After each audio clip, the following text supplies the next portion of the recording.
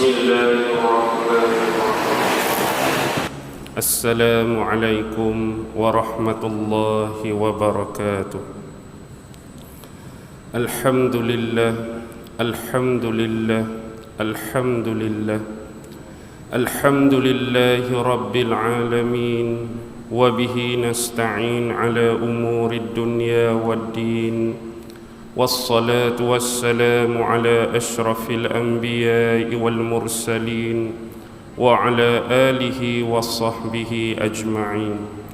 سبحانك لا علم لنا إلا ما علمتنا إنك أنت العليم الحكيم. قال رب اشرح لي صدري ويسر لي أمري واحلل عقدة من لساني يفقه قولي. اللهم يسر ولا تعسر، اللهم يسر ولا تعسر، اللهم يسر ولا تعسر.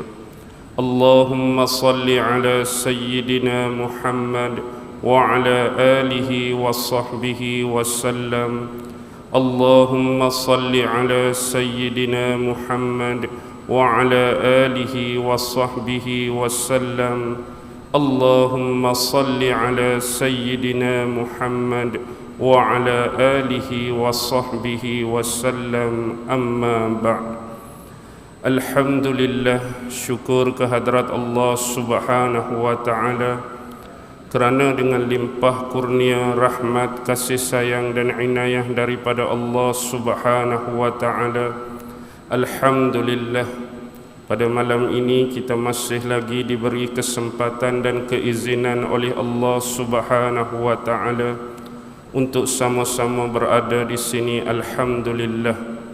Dan saya kira pada malam ini masih belum terlambat ataupun terlewat untuk saya mengucapkan selamat Hari Raya Aidilfitri, maaf zahir dan batin, kepada jemaah-jemaah di Masjid Sungai Gelugur pada malam ini.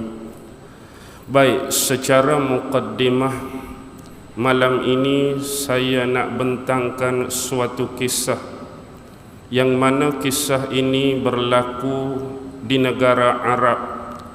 Konteks zaman ataupun waktu keadaannya dalam beberapa minggu lagi akan didatangi satu musim yang dinamakan sebagai musim sejuk. Jadi kebiasaan bagi orang-orang Arab, bila beberapa minggu mereka akan didatangi musim sejuk, maka kedai-kedai pakaian yang biasanya menjual pakaian-pakaian yang tebal, pakaian-pakaian yang berbulu dan selimut-selimut yang khusus akan dipenuhi oleh pengunjung-pengunjung untuk mendapatkan bahan-bahan dan peralatan tersebut, baik dia orang kaya ataupun dia orang miskin. Dikisahkan ada seorang lelaki tua yang mana bersifat sederhana. Lihat kepada gaya dan perwatakan dia, sememangnya dia seorang yang kekurangan, manusia yang miskin. Lalu lelaki tua tersebut masuk ke suatu pasaraya atau kita panggil sebagai mall, semata-mata nak membeli kain selimut bagi menghadapi musim sejuk, bagi menghadapi musim dingin. Bila lelaki tua tadi masuk saja dalam pasaraya yang besar, yang dianggap ternama dan terkemuka, pandangan-pandangan dan mata pengunjung-pengunjung lain mula melirik kepada lelaki tua tersebut, seolah-olah pasaraya tersebut, seolah-olah mall tersebut bukanlah tempat yang selayaknya dan sesuai untuk dimasuki oleh lelaki yang dianggap serba dhaif dan kekurangan tadi. Mungkin tempat yang paling layak, tempat yang paling sesuai ialah kedai-kedai biasa, kedai-kedai yang menjual barang-barang yang murah. Walaupun demikian, toke ataupun tuan kedai ini mempunyai sifat yang baik, hati yang bersih dan suci. Walaupun mungkin pada pandangan orang lain yang kita katakan sebagai pengunjung itu amat menjelekkan bagi pandangan mata mereka terhadap orang tua tersebut. Lalu dengan sikap hormat dan sopan santun, pengurus ataupun tokek kedai tadi terus meluru kepada lelaki tua tersebut untuk menyantuni dia. Wahai pakcik, apakah tujuan pakcik masuk dalam pasaraya ni? Adakah pakcik memerlukan sesuatu ataupun nak beli apa-apa daripada kedai ini? Benar, wahai anakku.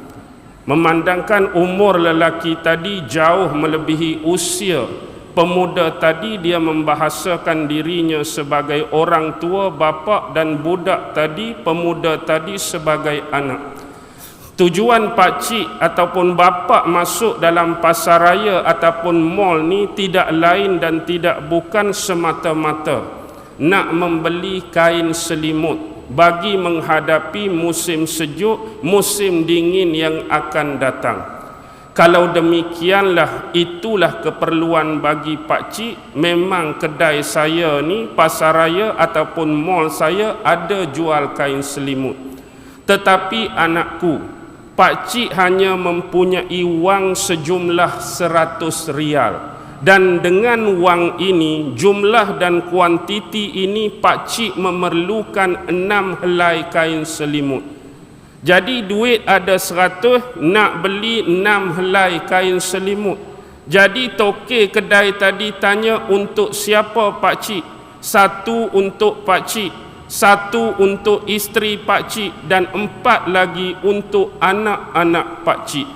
Baiklah, memang duit yang pakcik bawa 100 rial ni boleh untuk mendapatkan sejumlah kain selimut dengan nilai 6 pasang. Kemudian lelaki tersebut minta diri barang sekejap dan seketika untuk mengambil keperluan tadi. Lantas tiba-tiba dia datang dengan membawa 6 helai kain selimut. Pakcik tadi melihat kepada kain selimut, dia berkira-kira kain selimut ni kain selimut yang terbaik, kain selimut yang elok, kain selimut yang berharga mahal. Lalu dipertanyakan dan dipersoalkan, wahai anakku, berapakah harga sebenar bagi 1 helai kain selimut ni? Yang sebetulnya pakcik harga dia ialah 20 rial. Jadi pakcik ada 100 rial. Dengan jumlah 100 rial, patutnya pakcik cuma boleh dapat 5 helai kain selimut. Tetapi beli 5, saya bagi diskaun, bagi percuma 1 helai. Jadi marilah kat saya jumlah 100 tadi dan ambillah 6 helai kain selimut ni untuk pakcik. Jadi pakcik tadi mengucapkan terima kasih dan bergegas keluar daripada mall ataupun pasaraya tadi. Tiba-tiba bibit-bibit perbualan antara pemuda tadi dan pakcik didengar oleh rakan akrab dia, rakan baik dia di sebelah.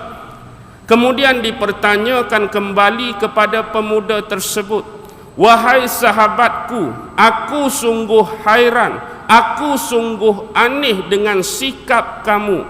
Bukankah kamu masih belum lupa bahawa 2 hari lepas, ataupun bahasa mudah kemarin dulu, aku baru datang ke pasaraya kamu. Aku datang ke sini semata-mata nak beli kain selimut yang mahal, kain selimut yang terbaik. Kamu telah menjual jenis kain selimut yang sama yang kamu jual kepada pakcik tadi pada aku 2 hari lepas, kemarin dulu, dengan nilai 450 rial 1 selimut. Yang ni yang menyebabkan aku tak puas hati. Pasal apa 2 hari lepas kamu jual kat aku 450 rial dan hari ni kamu jual pada pakcik tu cuma dengan nilai 20 rial, siap bagi percuma lagi 1 helai. Wahai sahabatku, sesungguhnya dengarlah baik-baik kalam dan perkataan ini. 2 hari yang lalu, kemarin dulu, memang aku menjalankan perniagaan dan berurus niaga dengan manusia. Tetapi hari ini aku bukan berdagang dan berurus niaga dengan manusia, tetapi hari ini aku berdagang dan berurus niaga dengan Allah Subhanahu wa ta'ala. Bukankah kamu mendengar keluhan dan permintaan Pak Cik tadi? Sesungguhnya dia masuk ke dalam kedai ini semata-mata nak mendapatkan kain selimut bagi melindungi diri, bagi melindungi dia, isteri dan anak-anaknya daripada kesejukan pada musim dingin yang akan datang. Sesungguhnya yang kamu tidak dengari, dalam hati aku ini berdoa, ya Allah, ya Tuhanku, semoga engkau membalas kebaikan yang aku lakukan terhadap Pak Cik ini pada hari ini dengan cuba menghindari dirinya dan ahli keluarganya daripada kesejukan. Engkau tukarkanlah rahmat dan berkat tersebut. Hindarilah diri aku, anak aku dan isteri aku daripada panasnya api neraka. Sesungguhnya dengar baik-baik wahai sahabatku, ada di kalangan hamba-hamba Allah yang saleh dan bertakwa. Sesungguhnya mereka tidak akan pernah menerima apa-apa daripada manusia selain daripada apa yang diberikan dan dikurniakan oleh Allah Subhanahu wa ta'ala semata-mata. Dengan melakukan demikian, sebenarnya aku mahu menjaga air muka Pak Cik tersebut. Aku tidak mahu dia menjadi segan di hadapan kamu. Sekiranya aku menukar bentuk sedekah aku dengan memberikan duit kepadanya, pasti akan ditolak oleh Pak Cik tersebut. Kalau aku tukar ambil 450 bagi kat dia dengan nilai 6 tu, aku double, aku kali, aku bagi, nescaya Pak Cik tu akan tolak. Pak Cik tu akan tak terima selimut dan pemberian tadi atas nama duit. Tetapi bila aku dengan gaya, trik dan kaedah sendiri dalam menyalurkan dan menyampaikan infak ini, maka dia akan membuatkan Pak Cik itu tidak terkesan dan terasa apa-apa atas pemberian sedekah tadi. Apa yang kita nak bincangkan pada malam ini ialah bentuk kecerdasan. Inilah antara elemen-elemen yang dikurniakan oleh Allah Subhanahu wa ta'ala kepada sesetengah insan, kepada sesetengah manusia.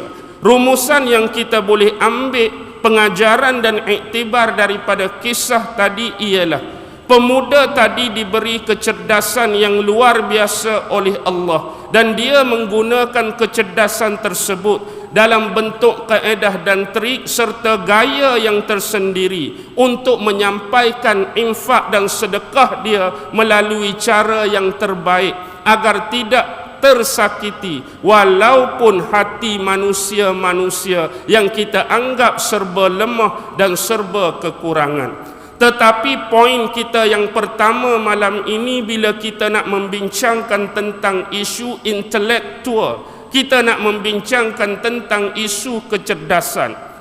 Dalam dunia ketamadunan Islam, sekurang-kurangnya kita mempunyai 4 orang imam yang mempunyai integriti yang tinggi, yang mempunyai ilmu yang luas, yang mempunyai pandangan dan wawasan yang tajam serta jauh. Yang inilah yang kita kenali sebagai imam mazhab 4, yang mana antaranya ialah Imam Hanafi, antaranya ialah Imam Maliki, antaranya ialah Imam Asy-Syafi'i, dan yang terakhir ialah Imam Hambali.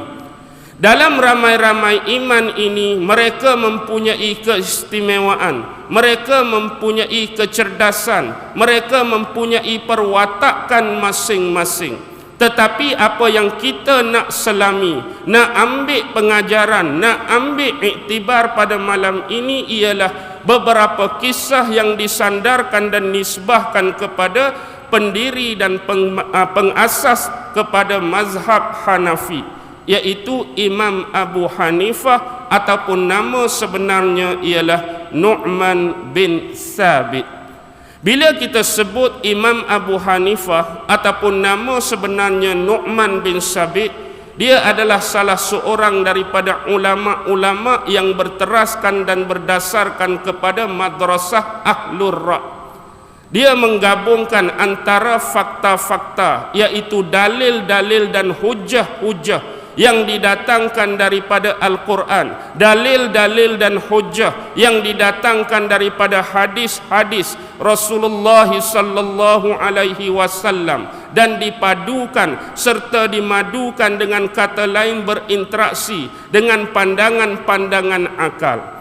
Bila kita lihat keadaan tersebut secara awal, baik kita telusuri secara sepintas lalu bahkan secara ringkas siapakah Imam Abu Hanifah ataupun Nu'man bin Sabit.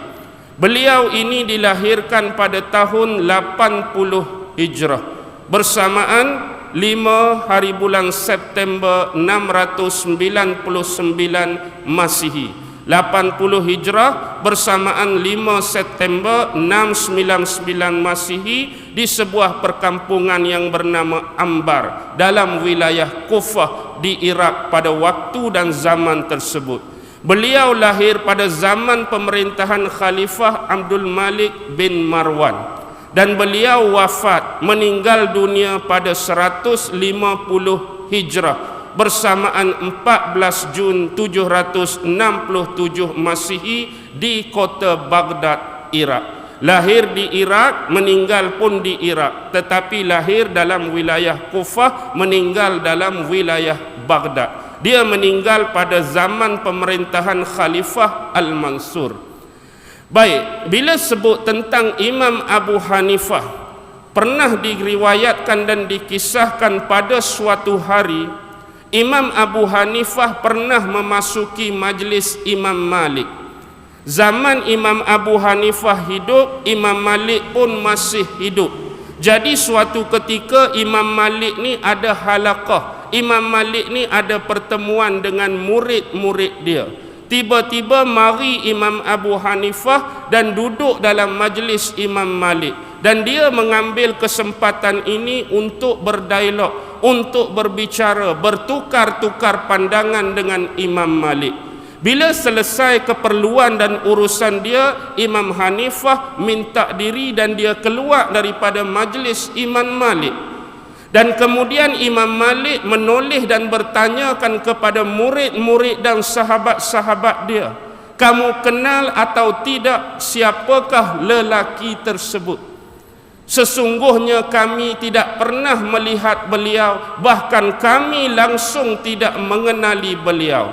Ketahuilah olehmu, lelaki tadi adalah Nu'man bin Sabit. Sekiranya dia mengatakan tiang masjid ini adalah emas, pasti dia akan mengemukakan hujah-hujah, dalil-dalil dan argumentasinya, sehingga di akhirnya kamu pasti akan membenarkan kata-kata dan ucapan dia." Maksudnya di sini bukanlah Imam Hanafi tu kata jadilah tiang ni mah, tiang tu jadi mah, bukan tu maksud dia.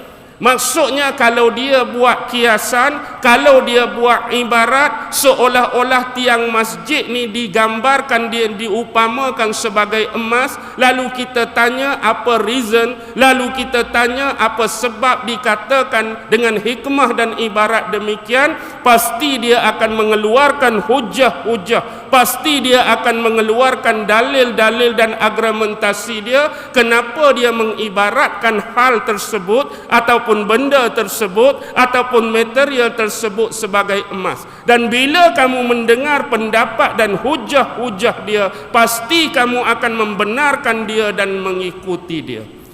Ini adalah antara sebahagian keistimewaan dan kelebihan yang dipunyai oleh Imam Hanafi, dan ini diucapkan sendiri melalui lisan dan lidah pendiri dan pengasas mazhab Maliki, iaitu Imam Malik.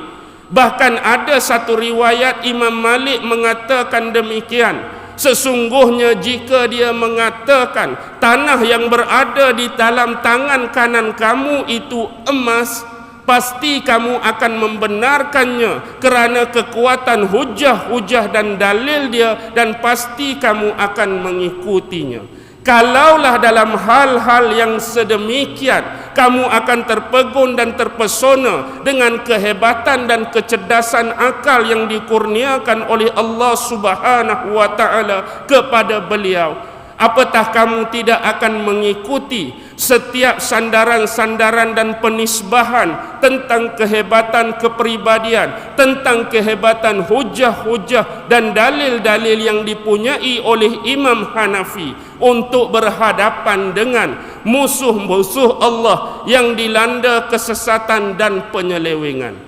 Malam ini saya akan dedahkan dan bawakan kepada hadirin hadirat beberapa kisah antara pertemuan, antara diskusi, antara perdebatan-perdebatan dan dialog yang pernah dihadiri oleh Imam Abu Hanifah untuk menentang manusia-manusia yang telah sesat di jalan Allah.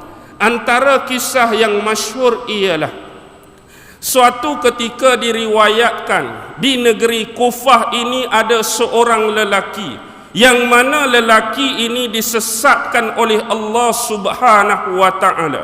Walaupun demikian, perwatakan lelaki ini, dia ni adalah orang yang dihormati, orang yang disegani dalam masyarakat. Setiap kata-kata dia, setiap perkataan dia pasti akan didengari oleh orang-orang yang banyak dan orang-orang yang ramai.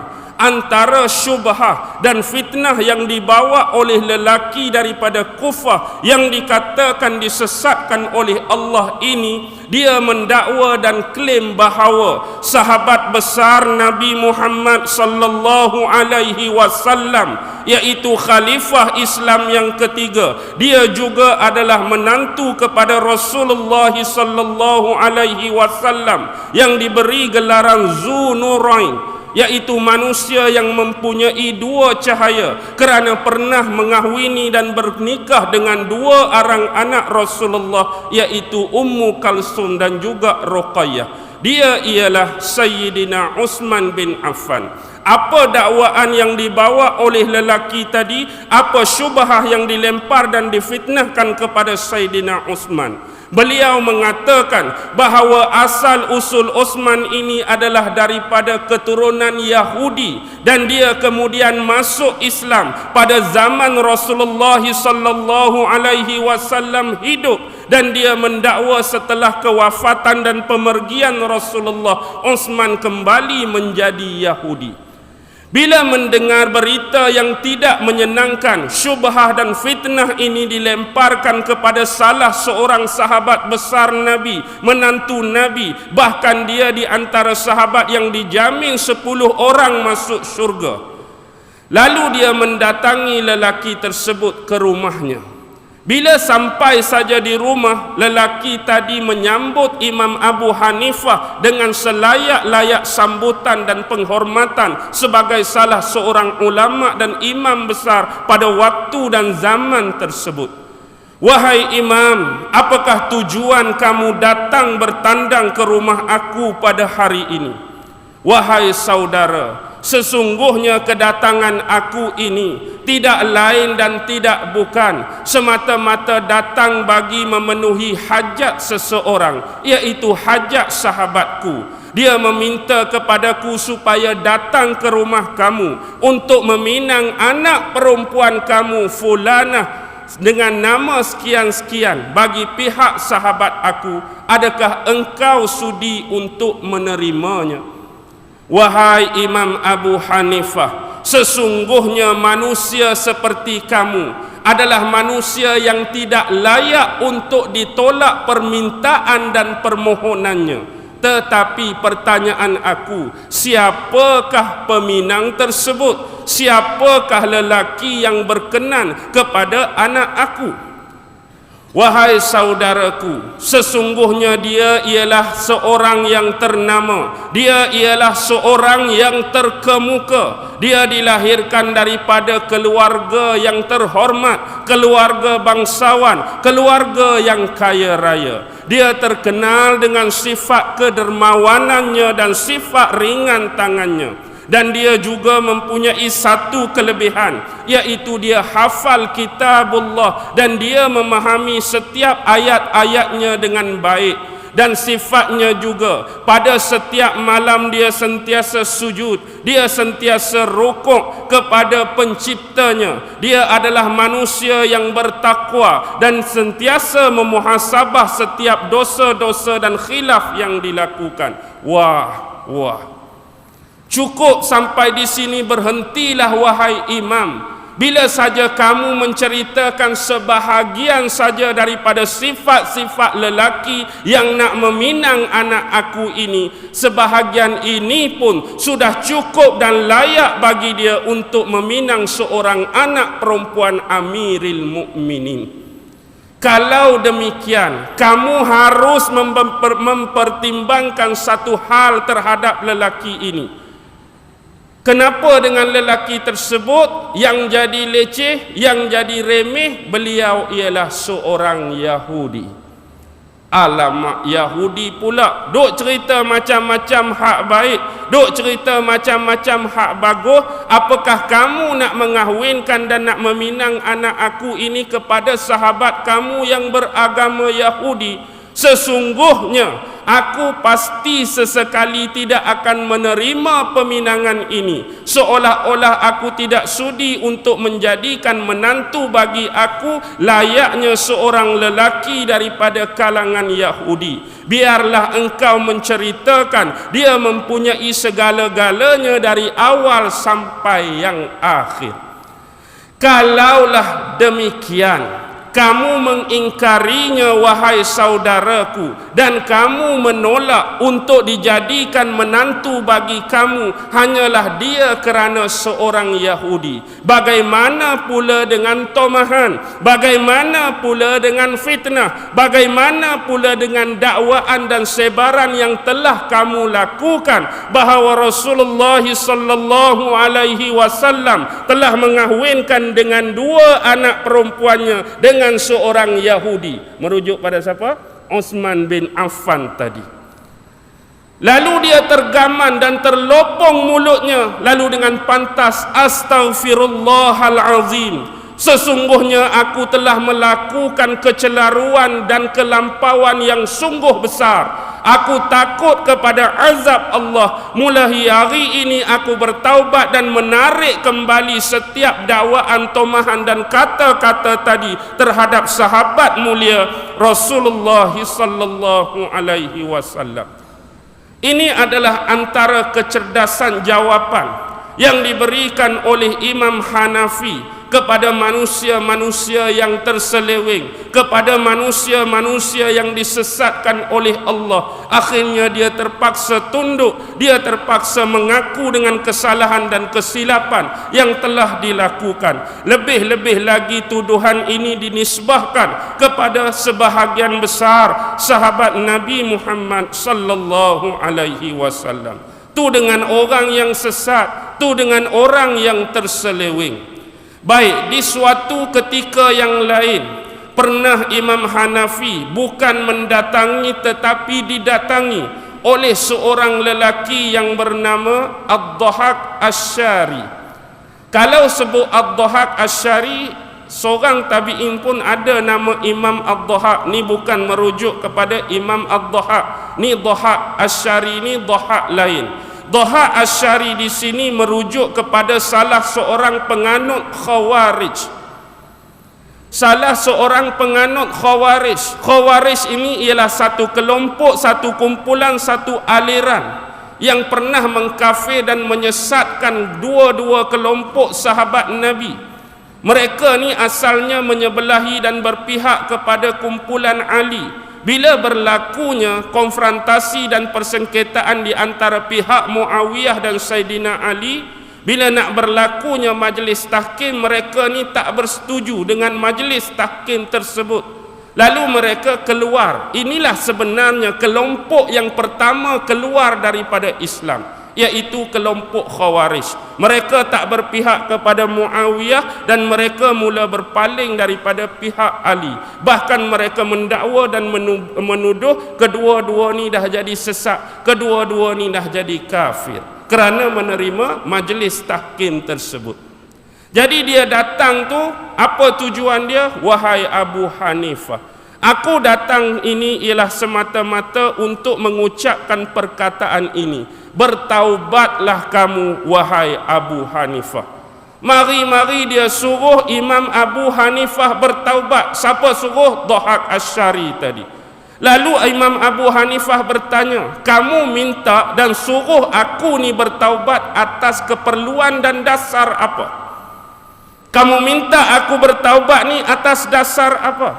Aku minta kamu bertaubat atas dasar kamu membenarkan majlis tahkim yang pernah berlaku di antara Muawiyah dan Sayyidina Ali. Baiklah wahai saudaraku, kalau kamu masih mahu memanjangkan lagi isu dan permasalahan ini, adakah kamu sudi untuk berdiskusi dengan aku tentang hal dan permasalahan ini? Bersedia atau tidak? Baiklah Imam, aku bersedia untuk berdiskusi dengan kamu tentang isu dan permasalahan ini. Baik, kata Imam Abu Hanifah. Sebelum kita mula berdiskusi, aku nak bertanyakan kepada kamu, sekiranya diskusi ini berjalan dan berlangsung dan sepanjang diskusi ini juga ada perselisihan, ada pertikaian, ada pertelagahan di antara kita berdua, agak-agak siapa yang nak jadi hakim dan siapa yang nak mendamai, membetul dan menyalahkan antara aku dengan kamu. Kalau demikian permintaan kamu, pilihlah sesiapa pun yang kamu suka. Dia cabar Imam Hanafi, pilihlah nak suruh siapa jadi hakim, nak cari siapa jadi hakim, mewakili dan menilai perbahasan dan diskusi kita berdua. Lalu Imam Abu Hanifah menoleh kepada salah seorang lelaki, yang sebenarnya lelaki ni ialah orang yang datang sekali dengan si Khawarij tadi. Kawan baik dia juga, semata-mata nak tengok dia berdebat dan berdiskusi dengan Imam Abu Hanifah. Kalau demikian wahai saudara, aku memilih kamu untuk menjadi hakim di antara kami. Imam Abu Hanifah sengaja pilih rakan baik bagi lelaki Khawarij tadi. Lalu dia berpaling kepada si Khawarij. Wahai saudaraku, aku rela dia menjadi hakim di antara kita. Adakah kamu juga demikian dan serupa? Kamu rela tak si fulan ni, kamu rela tak sahabat kamu ni jadi hakim antara kita? Baiklah, aku bersedia, aku rela dia jadi hakim. Bagaimana kamu ini wahai pemuda? Bagaimana kamu ini wahai Khawarij? Kamu rela untuk menerima lelaki ini menjadi hakim dan tahkim bagi permasalahan kita berdua, sedangkan kamu sanggup untuk menolak tahkim yang dilakukan oleh dua orang sahabat besar Rasulullah sallallahu alaihi wasallam. Mati kutu. Kesian kat kutu, tak ada binatang lain, kutu juga hak kena. Jadi tak boleh nak jawab. Mula gelap, mula kelam, mula meraba-raba, mati hujah. Bongkam lelaki tersebut dan dia keluar daripada majlis Imam Hanafi dengan perasaan yang malu. Kisah ini ialah kisah tewasnya sang Khawarij bila berhadapan dengan hujah di hadapan Imam Abu Hanifah. Bagaimana pula di kisah yang lain, Imam Abu Hanifah menumpaskan salah satu lagi pengasas dan pendiri aliran yang dikatakan banyak melakukan kesesatan dan bid'ah, iaitu kelompok Jahmiyah. Kalau kita belajar aliran-aliran yang ada dan wujud dalam dunia Islam, tentu kita pernah mengenali dan mendengar satu aliran ni yang dinamakan sebagai Jahmiyah. Pendiri dan pengasas dia ialah Jaham bin Safwan. Satu hari, Jaham bin Safwan sama seperti kebiasaan sebelum ni datang bertemu dan berjumpa dengan Imam Abu Hanifah. Wahai Imam, sesungguhnya aku datang menemui kamu, dan sebelum aku datang, aku telah mempersiapkan segala keperluan-keperluan, baik dari sudut persoalan, baik dari sudut dalil, baik dari sudut hujah, untuk berhadapan dan berdialog dengan kamu. Jadi apa kata Imam Abu Hanifah? Sesungguhnya berbicara dan berdialog dengan kamu seolah-olah mengundang kecelakaan, dan sekiranya larut terbiar dengan kata-kata, pandangan-pandangan dan pendapat-pendapat kamu, sesungguhnya mendekati aku dengan api yang berkobar-kobar dan api yang menyala-nyala. Bagaimana boleh demikian, wahai imam? Sesungguhnya engkau mendakwa, sesungguhnya engkau menuduh aku, padahal sebelum ini kita tidak pernah bertemu pun, sebelum ini kita tidak pernah bersua pun, dan mungkin sebelum ini kamu tidak pernah mendengar perkataan-perkataan dan pendapat aku. Bagaimana kamu boleh menuduh aku sedemikian rupa? Dengarlah wahai Jaham, sesungguhnya telah sampai berita kepadaku di kalangan orang-orang ramai, orang-orang yang khusus dan orang-orang biasa. Mereka mengatakan kamu berpegang dan berpendapat dengan pendapat-pendapat, perkataan-perkataan yang tidak selayaknya keluar daripada seorang yang mengaku berkiblatkan Kaabah, yakni seseorang yang muslim lagi beriman kepada Allah. Adakah kamu mendengar cemuhan tersebut? Adakah kamu mendengar dakwaan tersebut dengan mengambil perkiraan sebelah pihak saja?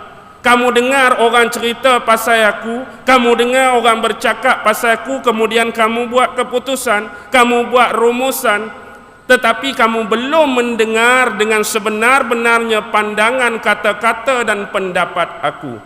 Dengarlah wahai Jaham, sesungguhnya telah didengari daripada manusia-manusia yang khusus, manusia-manusia yang awam, dan layak serta boleh bagi aku untuk menghukumi kamu dengan perkataan demikian, dan selayaknya itulah untuk kamu dengan banyak datangnya perkhabaran-perkhabaran yang bersifat mutawatir kepadamu.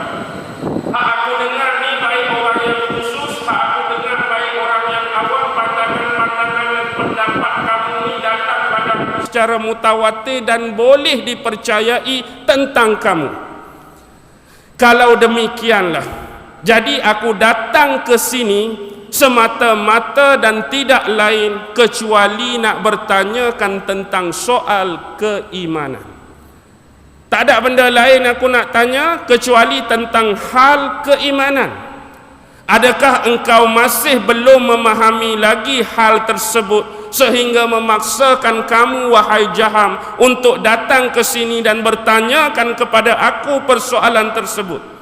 Seolah-olah yang Imam Hanafi nak bagi tahu, kamu sebelum ni tak belajar ke tentang keimanan, tak tahu ke tentang keimanan, datang ke sini semata-mata nak tanyakan hal tersebut? Tidak. Bahkan aku cukup memahaminya, tetapi dalam salah satu bahagian aku meraguinya.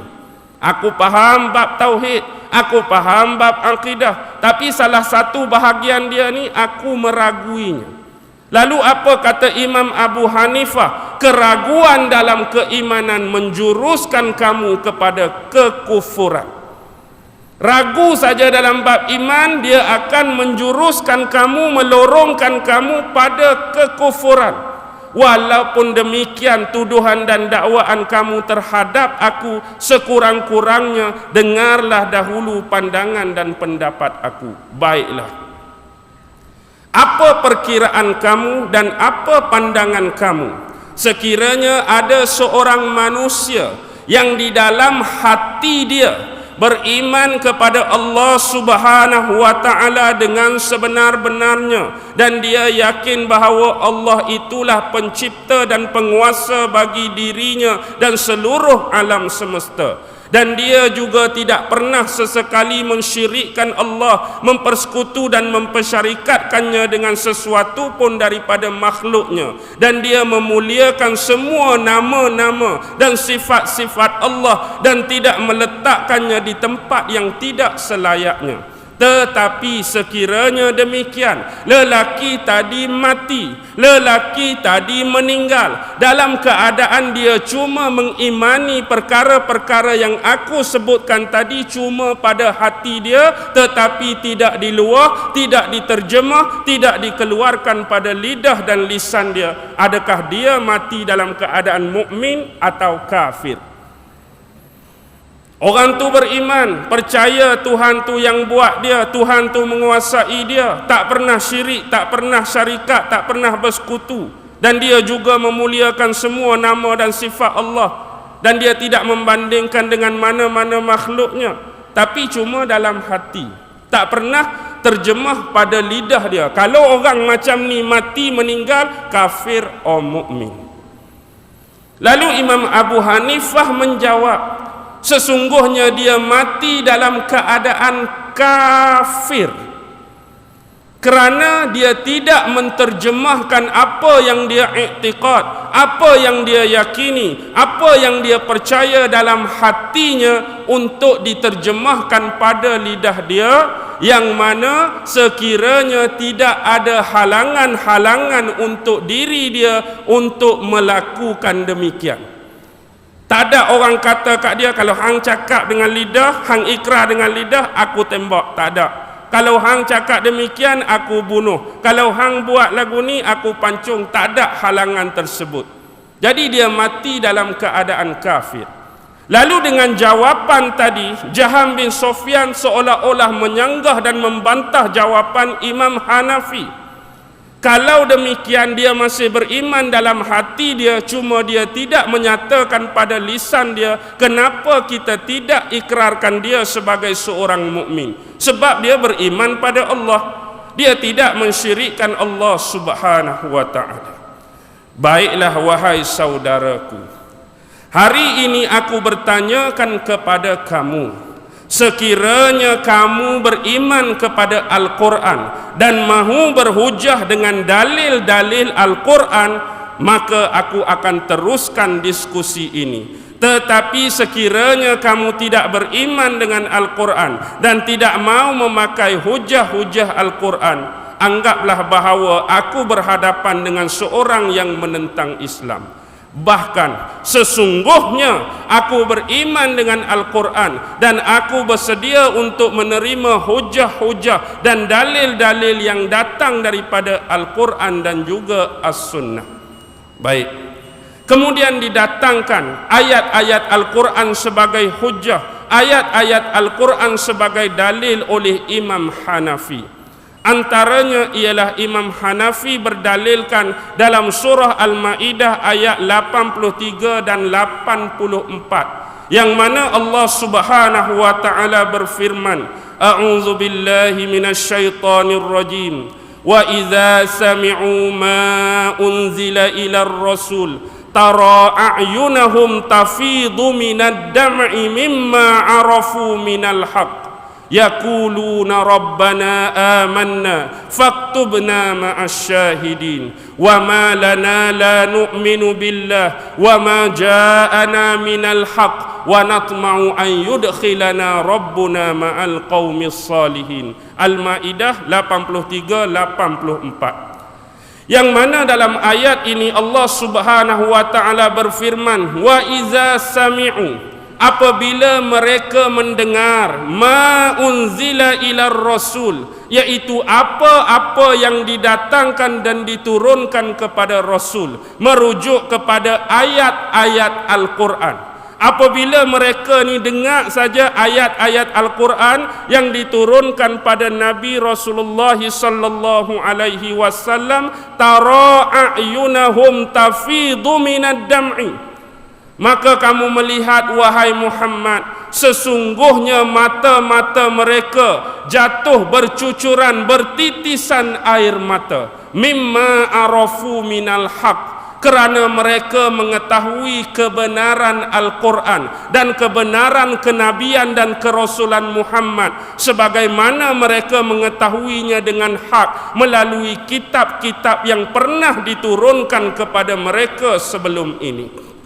Sesungguhnya ayat ni nak bagi tahu mereka ni boleh beriman dengan Nabi Muhammad sampai bercucuran air mata dengan kebenaran kenabian dan ayat-ayat Al-Quran kerana telah sampai kepada mereka sebelum ini tentang Allah, tentang Nabi, tentang Rasul dalam kitab-kitab yang pernah diturunkan kepada Nabi-Nabi dan Rasul yang terdahulu.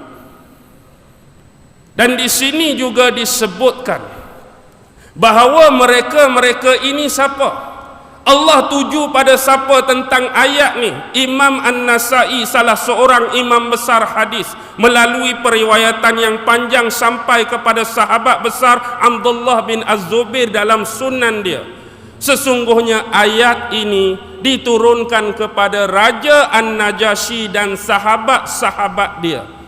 Bila sahabat-sahabat Rasulullah yang meminta pertolongan pada zaman kesempitan Islam dulu, awal-awal Islam dulu, banyak sahabat Nabi menerima kezaliman, menerima penderitaan, menerima penganiayaan daripada kafir musyrikin Mekah. Bahkan ada sebahagian sahabat yang memeluk Islam masih lagi di kalangan budak, masih lagi di kalangan hamba, yang mereka ini diseksa oleh tuan dan pemunya diri masing-masing. Lalu Rasulullah merancang satu rencana agar mencari perlindungan. Mereka berhijrah ke Habsyah. Dalam sejarah kita tahu penghijrahan berlaku 2 kali. Hijrah ke Habsyah kali pertama, hijrah ke Habsyah kali kedua. Di sinilah sahabat-sahabat Rasulullah memperdengarkan ayat-ayat Al-Quran, terutama daripada awal surah Maryam kepada Raja An-Najasyi. Bila mereka mendengar ayat-ayat ni, mereka menitiskan air mata kerana memahami konteks sebenar ayat Al-Quran yang diturunkan kepada Nabi Muhammad sallallahu alaihi wasallam. Bahkan dikatakan yaquluna, mereka berkata, Rabbana amanna, wahai Tuhan kami, sesungguhnya kami beriman, faktubna ma'as syahidin. Dan penyaksikanlah, tuliskanlah kami ni antara sebahagian daripada mereka-mereka yang menyaksikan. Siapa yang menyaksikan? Sahabat-sahabat Nabi. Masukkan kami sekali, bubuh kami sekali dalam grup manusia-manusia yang menyaksikan bahawa Allah Subhanahu wa ta'ala tu Tuhan kami, Muhammad ini adalah Rasulullah selepas daripada Nabi Isa alaihi salam.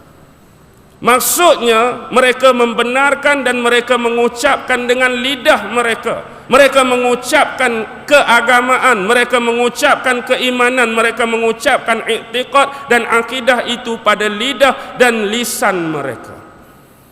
Kalau kita tak mau lagi untuk mempercayai ayat ini, kita pergi kepada satu lagi ayat dalam surah An-Naml ayat 14, yang mana Allah Subhanahu wa ta'ala berfirman, a'udzu billahi minasyaitonir rajim, wajahadu biha wastaiqanatha anfusuhum zulman wa uluwan fanzur kaifa kana akibatul mufsidin. Wajahadu biha, dan sesungguhnya mereka mengingkari dengan zalimnya, mereka mengingkari dengan angkuh dan sombongnya tentang kebenaran yang didatangkan kepada mereka. Wastaiqanathum anfusuhum, wastaiqanatha anfusuhum, tetapi yang sebenarnya hati-hati mereka itu mempercayai dan beriman dengannya. Dan lihatlah bagaimana yang telah Allah lakukan kepada manusia-manusia yang melakukan kerosakan. Ni kes apa? Ni kes Fir'aun dengan Nabi Musa ni. Fir'aun dengan Nabi Musa, bila Fir'aun ni didakwahkan oleh Musa supaya beriman dengan Allah Subhanahu wa ta'ala, meyakini Allah sebagai pencipta yang tunggal dan mutlak bagi seluruh manusia dan alam semesta. Tapi Fir'aun dengan kawan-kawan dia, Fir'aun dengan menteri-menteri dia, Fir'aun dengan pengikut-pengikut dia menolak. Walhal dalam hati mereka sebenarnya beriman dan meyakini apa yang didakwa dan didakwahkan oleh Nabi Musa alaihi salam. Tetapi mereka tetap dihukumkan kafir kerana tidak meluah dan menterjemahkan apa yang mereka percaya tadi, akibat daripada kezaliman, keangkuhan dan kesombongan. Sebab itu sesiapa pun tidak layak untuk digelar Muslim, apatah lagi mukmin, jika tidak dinyatakan dengan secara jelas dan pasti tentang hakikat tersebut. Dalam satu hadis daripada Rasulullah sallallahu alaihi wasallam ada disebutkan, beruntunglah bagi mereka yang mengucapkan syahadah la ilaha illallah Muhammadar Rasulullah. Dalam satu hadis yang lain disebutkan, sesungguhnya akan dikeluarkan daripada neraka barang siapa yang mengucapkan syahadah la ilaha illallah Muhammadar Rasulullah. Dalam kes ini perkiraannya cukup mudah, kembali kepada awal penciptaan manusia, isu Adam dengan Iblis.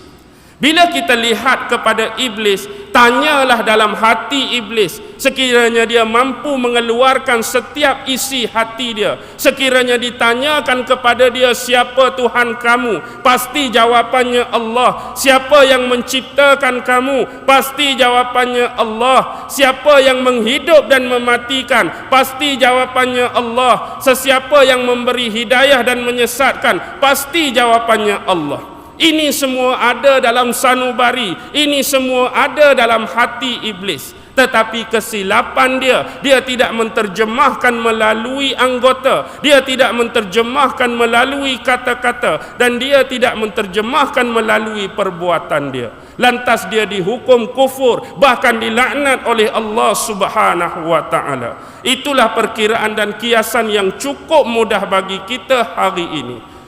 Dan bila mendengar pernyataan demikian, luluhlah jiwa Jaham bin Safwan. Lalu dia berkata, wahai imam, sesungguhnya aku berterima kasih kepada kamu kerana hari ini kamu telah mengingat dan menyedarkan aku kepada sesuatu yang selayaknya untuk aku tahu dan perolehi ilmu tentang hal tersebut.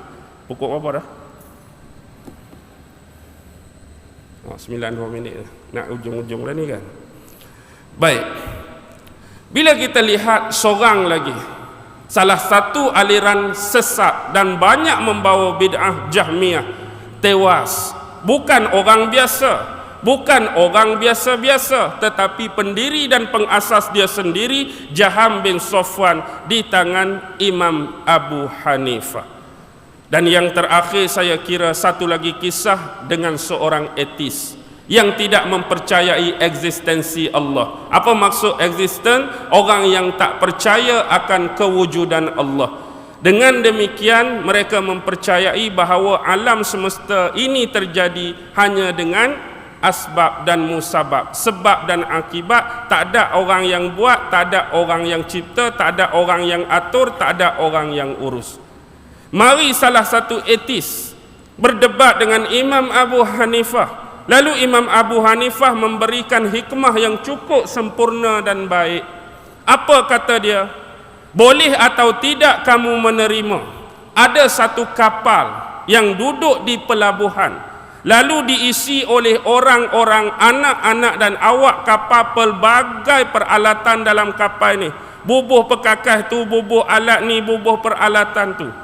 Kemudian kapal ni mula berlayar mengharungi lautan. Time ombak tenang, dia tenang. Time ombak laju, dia pun laju. Time ombak bergelora, dia pun tetap jalan. Tapi akhirnya kapal ni selamat sampai ke pelabuhan, selamat sampai ke tempat tujuan dia. Yang jadi muskil ialah kapal ni berjalan sendiri, tak ada nakhoda, tak ada kapten pun. Kamu boleh percaya ke tak? Hak kapal boleh bergerak tu, hanyut tu boleh. Tapi nak bagi tepat pi pada stesen, nak bagi tepat sampai pada pangkalan atau pelabuhan, boleh terima tak? Payah. Dia akan hanyut ikut haluan. Dia tak boleh nak cover kalau tak ada kapten, tak ada nakhoda, tak ada pembawa kapal. Mana mungkin cerita ini boleh dipercayai? Bahkan di alam khayalan, fantasi dan fiksyen sekalipun tak boleh terima hujah ni. Begitulah dengan alam semesta. Dia tidak terjadi dengan sendiri kecuali adanya pencipta dia, adanya pengatur dia, adanya pengurus dia. Kenapa begitu susah untuk kamu menerima tentang keberadaan dan kewujudan ataupun eksistensi pencipta, iaitu Allah Subhanahu wa taala? Bak kata satu pendapat dalam tafsir Imam Ibn Katsir, ada seorang lelaki yang melalui satu kawasan. Tiba-tiba dia tengok banyak tompok-tompok tahi lembu, najis-najis lembu. Ibarat di sini ialah, mana mungkin ada tahi lembu, mana mungkin ada najis lembu, tapi ibu atau bapaknya enggak kelihatan, lucu banget gitu kan. Tahi lembu ada, najis lembu ada, sisa lembu ada. Kita kata lembu tak ada. Logik ke tak logik? Lembu tak ada, lembu tak wujud. Habis lembu tak wujud, tahi lembu ni mari ikut mana? Macam kita lalu tepi pantai, ada tapak kaki manusia, tapi manusia tak wujud, insan tak wujud, orang tak wujud. Tapak kaki ni mari ikut mana?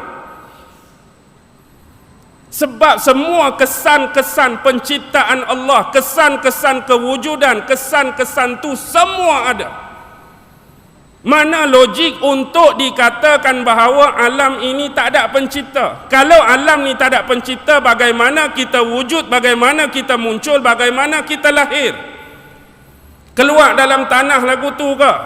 Keluar dalam buluh betung ke? Keluar dalam bukit ke? Kalau kita nak bermain dengan isu relevan saintifik sekarang, datanglah pelbagai material dan sumber, cuba buktikan. Kalau kita ni terjadi dengan sendirinya, mungkin daripada batu bukit-bukit tertentu, ambillah fosil dan spesies batu-batu tersebut, kamu nak masa lama mana? Ustaz, kalau ambil batu ni, inilah asal kita, rungkup dia, kurung dia 10 tahun, keluar manusia seorang. Ambillah dan tunjuk bukti. Kalau mari ikut bukit. Mari ikut pokok Ustaz. Carilah jenis pokok tu, dahan tu, daun tu, nak simpan, nak kurung, nak saintis ke, nak analisis ke, berapa lama kami nak tunggu? 15 tahun keluar seekor budak. Tunggu, tengok keluar sungguh ke tak? Agak-agak mari ikut mana? Tunjukkan bukti saintifik. Kalau sebab akibat tadi tidak dapat dibuktikan, kecuali manusia ini dicipta oleh Allah Subhanahu wa taala. Cuma kita tidak dapat mengetahui keberadaan dia. Kita tidak dapat mengesan bagaimanakah dia yang sebenarnya. Sebab itu dalam agama ini yang paling tinggi ialah akidah, supaya kita beriman. Inilah tujuan keimanan. Kalau yang ni tak ada, fail. Jadi jangan cuba bermain dengan sentimen-sentimen seperti ini. Sebenarnya kenapa saya bawa kisah ini? Sama ada hadirin hadirat sedar atau tidak, perasan atau tidak perasan, hari ini musuh-musuh agama, hari ini musuh-musuh Islam sedang giat diupdatekan, sedang giat dikerahkan, sedang giat ditugaskan, dilancarkan dan dilunsurkan di mana-mana. Tentu kita pernah mendengar apa itu LGBT. Kita pernah mendengar apa itu pluralisme agama. Kita pernah mendengar apa itu liberalisme dan sekularisme. Kita pernah mendengar apa itu Quranis, golongan-golongan anti hadis. Kita pernah mendengar milah Ibrahim, satu agama baru. Mereka hari-hari mencucuk kita. Mereka hari-hari memperlekeh, merendah dan menghinakan agama Islam. Lebih-lebih lagi batang tubuh Nabi Muhammad sallallahu alaihi wasallam.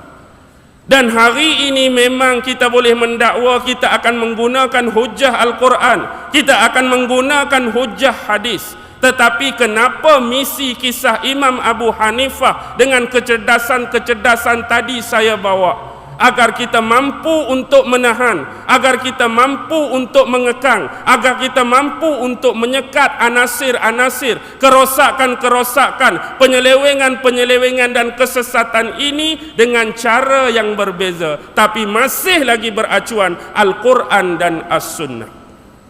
Kalaulah imam-imam besar dulu sudah melakukan tugas mereka dengan sebaik-baiknya untuk mempertahankan akidah ummah pada zaman mereka, hari ini siapa lagi yang kita nak harap? Kalau masing-masing kita ni tak sehaluan, masing-masing tuding menuding, masing cuba cari salah masing-masing. Tetapi yang sepatutnya dilakukan ialah perkara yang paling asas, perkara yang paling pokok, iaitu tentang akidah dan ketauhidan. Bila mereka datang, mereka akan kerik. Orang Kelantan cakap kerik, tahu tak? Gigit. Mereka akan gigit sikit-sikit, mereka akan mamah sikit-sikit. Lama kelamaan satu demi satu akan terlepas, satu demi satu akan terungkai daripada ikatan persaudaraan dan mahabbah ini.